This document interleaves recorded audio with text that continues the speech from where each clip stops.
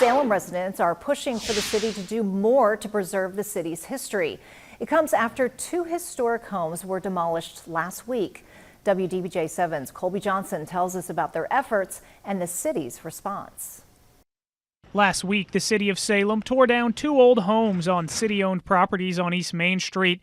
Now some residents are speaking out and seeking changes that will allow for the preservation of more of Salem's historic homes and neighborhoods. In Salem, there is a historic district in our downtown, and there is North Broad Street, a neighborhood historic district. But that doesn't mean that there aren't other areas of the city that deserve historic status.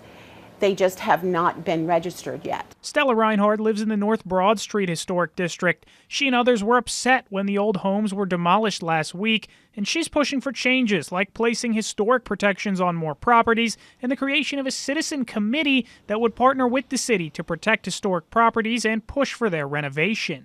I think that the city needs a process whereby they call for proposals, what should be the future of this project, and don't just immediately go into how can we take this down and put a mall in its place or a hotel or something. Barbara Bell is a member of the Salem Historical Society. She says protecting the city's old buildings is important.